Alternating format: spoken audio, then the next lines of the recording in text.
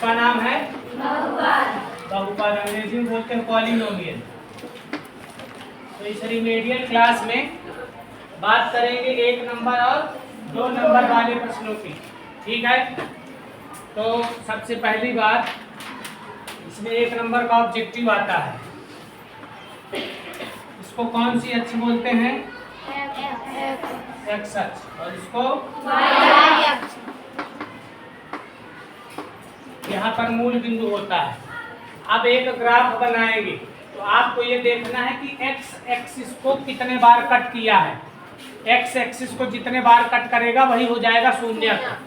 जैसे मान लो ये ग्राफ बना है, एक्स एक्सिस को कितने बार कट किया है? तो एक शून्य किए है, दूसरा ये है, तीसरा शून्य किए। ठीक है, कौन से एक्सिस को कट करे? एक्स को। वाई जाए भाड़ में। ठीक है,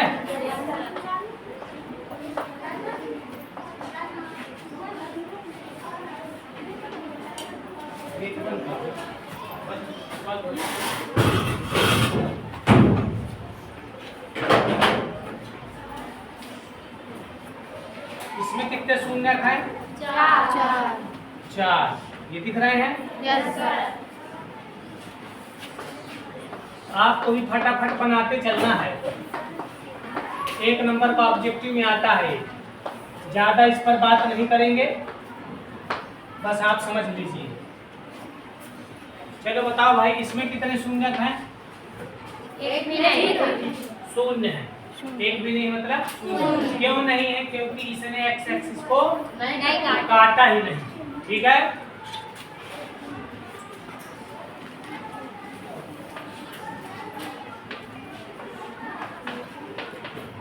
इसमें बताओ कितने शून्य हैं?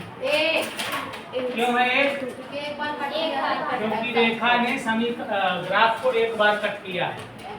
तो जितने बार कोई भी ग्राफ या आलेख एक्स अक्ष को काटेगा, शून्यकों की संख्या उतनी ही होगी। समझ में आया?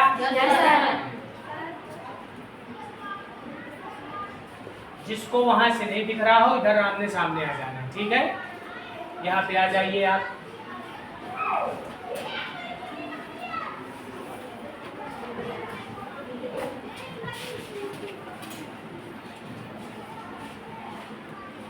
द्विघात बहुपद में,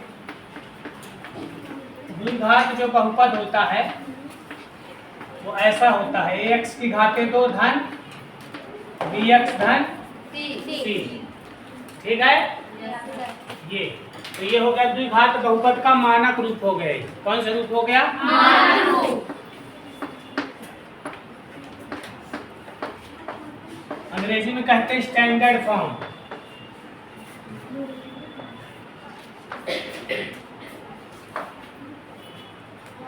पहला। दूसरी बात, इसमें 2 चीजें होंगी। द्विघात बहुपद है, नाम से गुहार मार रहा है। कैसा बहुपद? द्विघात। इसके शून्यकों की संख्या 2 और अधिकतम घात 2। द्विघात बहुपद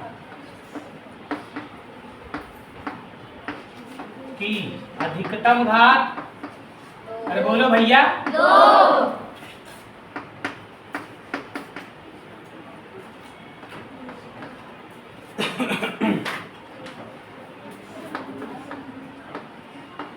द्विघात बहुपद में कितने शून्यक होते हैं? 2।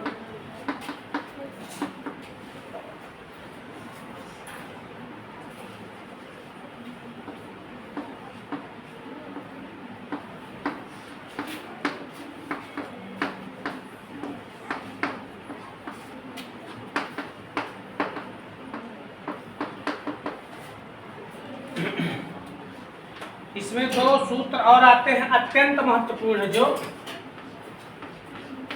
एक होता है शून्यकों का योग। बताइए, ये इतना अच्छे तरीके से याद होना चाहिए कि रास्ते में कोई मिल जाए तो अब पूछे कि शून्यकों का योग, तो पट से चांटा जैसे तुरंत मार दो आंसर, -b/a। समझ गए ना? रात को 2 बजे फोन लगा के पूछे कोई तुम्हारा दोस्त शून्यकों का योग कितना, तो माइनस बी बटे ए। इतना अच्छे से याद होना चाहिए। शून्यकों का गुणनफल गुणनफल।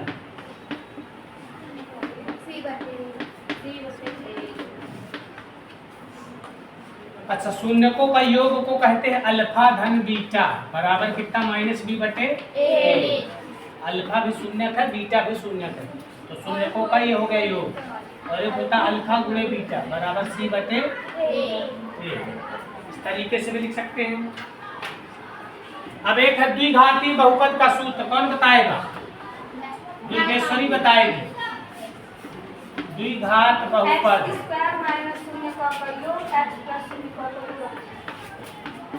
एक्स स्क्वायर ऋण शून्यकों का योग गुणे एक्स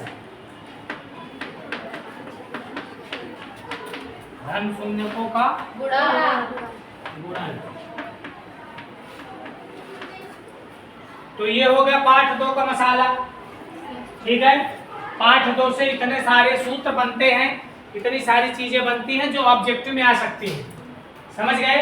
इनमें से ही कोई एक जरूर आएगा, पक्का इसी में से आएगा। तुम्हारे 10वीं की परीक्षा में 2 पार्ट से ऑब्जेक्टिव, इन्हीं में से कोई एक आएगा। ठीक, अब इसके बाद जो 4 नंबर का या 2 नंबर का प्रश्न आता है, शून्यक निकालना। क्या आता है? शून्यक निकालना। उस पर विचार करेंगे, इसको आप लिख ले।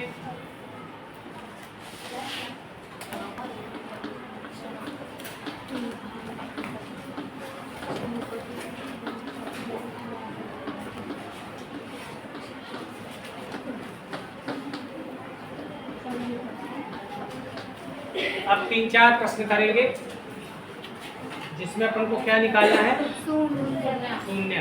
ठीक है, और इन्हीं को आपको बार बार घर से लगा के आना। जांच करना बाद में अपन पढ़ेंगे, पहले पढ़ेंगे शून्य निकालना। ये 2 नंबर में भी आ सकता है और 4 नंबर में भी आ सकता है। 2 नंबर में भी आ सकता है और 4 नंबर में 2 नंबर में भी आ सकता है और 4 नंबर में भी। हाँ, तो 4 नंबर में अगर आएगा तो जांच पूछेगा। ठीक है, देखो इसमें क्या करना होता है। सबसे पहली बात तो स्टैंडर्ड फॉर्म होना चाहिए। ax स्क्वायर होना चाहिए, bx होना चाहिए, c होना चाहिए। ठीक है, x की घात 2 सबसे पहले होना चाहिए, है क्या? फिर x वाला है, फिर उसके बाद जिसमें x नहीं है, ये एकदम फिट है, पका पकाया। ठीक है, अब अपने को क्या करना है? पहली संख्या और आखिरी संख्या का गुना करके देख लेना है। तो पहली संख्या यहाँ पे क्या है? 1 और आखिरी संख्या 10 और 1 का गुना 10।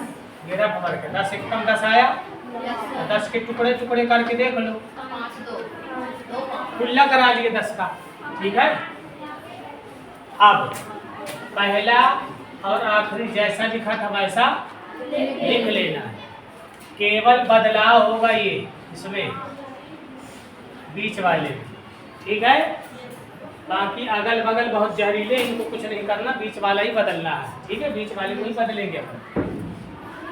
अब यहाँ पे लिखा क्या है? 7। तो 7 के छुट्टा कराओ, 2 संख्या बना दो ऐसा कि गुना करो तो क्या आ जाए? 10 और जोड़ो घटाओ तो 7।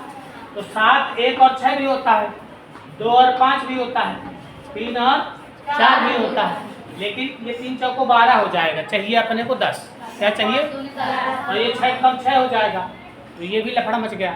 2 पंचे 10, ये वाला अपने काम का है, 2 और 5।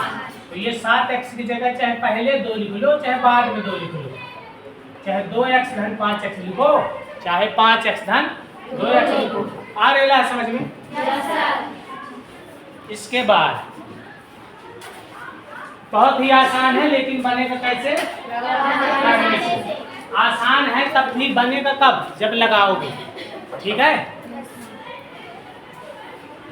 शुगर कैंडी खाए हो कभी तुम लोग? अरे गुड़िया के बाल सुने हो? उसको मुंह में डाले हो गायब हो जाता है, भूल जाता है ना, लेकिन मुंह में तो रखना पड़ेगा। भले आसान है उसको खाना, पर मुंह में तो रखना पड़ेगा ना। ऐसे ही आसान भले है पर लगाना पड़ेगा। क्या करना पड़ेगा? लगाना पड़ेगा। ये x की घात 2 है, इसको 2 बार लिख लें। ये 2x है तो 2x लिख लें, ये 5x है तो क्या लिख लें, और ये 10 है तो 5 गुणे 2 लिख सकते हैं। आ रहा है समझ में? इतना तक ठीक है? कोई परेशानी? इन दोनों में ऐसी कोई चीज है जो दोनों में हो? क्या? नोच लो। अब बचेगा क्या? जब x नोचर गया तो क्या बचेगा? x और 2, समझे? ऐसे ही बगल वाले में क्या है दोनों में? क्या है दोनों में? 5। तो दोनों से क्या नोच लेंगे? 5। तो क्या बचेगा? दोनों डिब्बे सेम होने चाहिए, ठीक है? दोनों डिब्बे क्या होने चाहिए? सेम। अगर डिब्बा में लफड़ा है तो मतलब कुछ गड़बड़ की हो, ठीक? अब ये दोनों डिब्बे से क्या बाहर आ जाएगा? x धन 2, बचा क्या? x और कुछ लोग बोलेंगे 5, जबकि लिखा क्या? धन 5। ये आ गया गुणनखंड, ठीक है? अब क्या निकालेंगे? शून्य। तो शून्य को निकालने के लिए इनको शून्य के बराबर कर देंगे। किसके बराबर कर देंगे? शून्य के बराबर। तो जब शून्य के बराबर कर देंगे तो धन का 2 ढोंसो इधर से इधर ढोंसोगे तो हमारे दर्द के धन क्या हो जाएगा? ऋण। x का मान क्या आ गया? -2 आ गया। एक शून्य, दूसरा शून्य क्या आ जाएगा? 4 कि -5? आ रहा है समझ में? ये पहला हो गया। इसके बाद दूसरा तीसरा देख लेंगे, ठीक है? तो पहले तीसरा देख लेते हैं, क्योंकि इसमें भी 3 नंबर थे, 1 2 3, इसमें भी 3 पद हैं, ठीक है? ये वाला देख लेते हैं। गुणा करने पर इसमें कितना आया? 8 एक कम 8। अब 8 का छुट्टा कर लो, 2 चौको 2 दूनी 4, ये आ गया, ठीक है? अब यहाँ पर क्या लिखा है बीच में? 2, ये लिखा है 2, ठीक है? तो अब ये जो नंबर आए हैं इसको ऐसे बांटो कि 2 आ जाए, 2 संख्या बना दो 8 के, तो 4 दूनी भी 8 होता है, 8 एक कम भी 8 होता है। तो जोड़ने घटाने पर कितना है? 2। तो 8 और 1 जोड़ो घटाओगे तो या तो 7 हो जाएगा या तो 9 हो जाएगा, और 4 में 2 घटाओगे तो 2 बन जाएगा, ठीक है?